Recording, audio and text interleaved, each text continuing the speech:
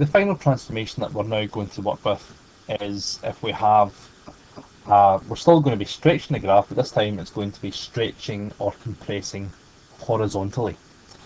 And remember, because of my silliness, you'll find the explanation for this at the bottom of example 4, that if we have a k value inside the bracket, then if this value of k is bigger than 1, then that has the effect of compressing the graph. If the k value is between 0 and 1, not including 0 and 1, then that has the effect of stretching the graph horizontally.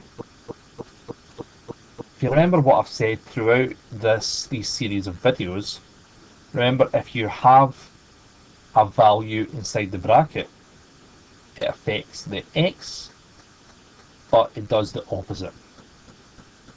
So if we go to look at the graph of y is equal to f of 2x, then I'm going to be affecting the x values. My y values are going to be staying the same, but I'm going to not multiply every x value by 2, but because it's inside the bracket, I'm going to divide every x value here by 2. So let's see what this looks like then. So as usual, I've written down the coordinates. So if I'm going to sketch the graph of y is equal to f of 2x, then I'm not going to double the x values, I'm actually going to half them. So minus 6, 0 goes to minus 3, 0. Minus 2, 4 goes to minus 1, 4. 0, 0 stays as 0, 0. 2 minus 2 goes to 1 minus 2. And 4, 0 goes to 2, 0. So in each case here, we are keeping the y values the same, but we're changing the x values in line with what we're saying here. So because we have the k value of 2 inside the bracket, and our rule for graph transformations is if the number's inside the bracket, you do the opposite of what it says. Instead of multiplying by 2 for the x values, all we've done here is we've halved every x value by 2. So let's see what that now looks like.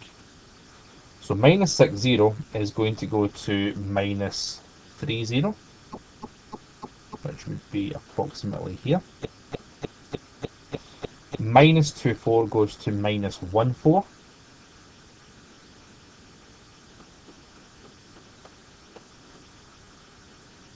So we've got a minimum turning point here, a maximum turning point here. 0, 0 stays here. 2 minus 2 goes to 1 minus 2.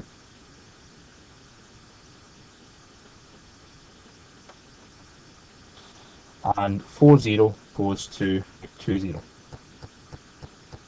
So already we can see that this graph has really compressed a lot. So that allows us to now sketch the graph like so.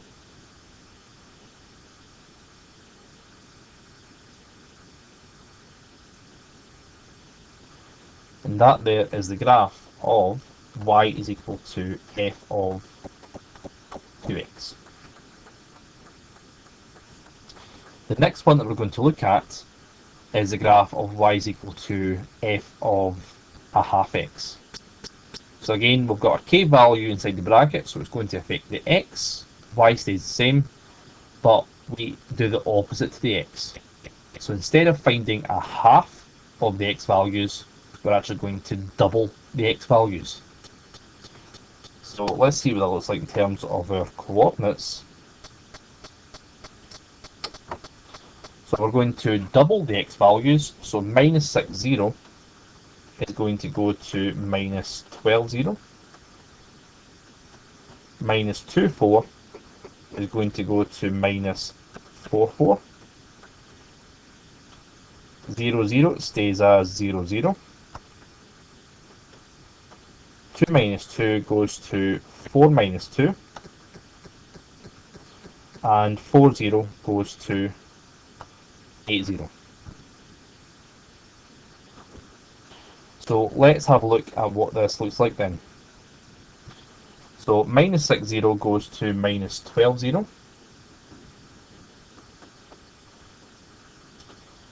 minus 24 goes to minus 44. Make sure that's identified as a minimum turning point there. Minus 24 goes to minus 44.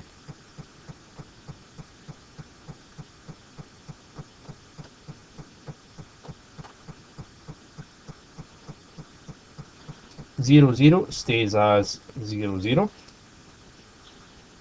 2 minus 2 goes to 4 minus 2.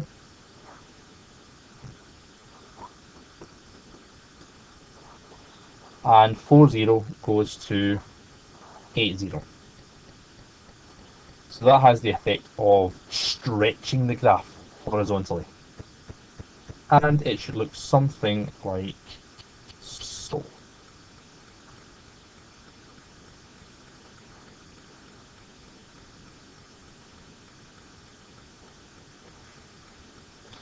And that there is the graph of y is equal to f of a half x. So like I've said throughout these videos, the most important thing that you can remember is if the number that you are dealing with is outside the bracket, whether it be adding or subtracting or multiplying, then it affects the y's, so you keep the x's the same. If the number is inside the bracket and is either getting added or subtracted to the x, or is multiplying the x and it's inside the bracket, then it affects the x values. The y stayed the same, but the added complication of numbers inside the bracket is you must remember to do the opposite. It's those key facts that will make graph transformation pretty easy.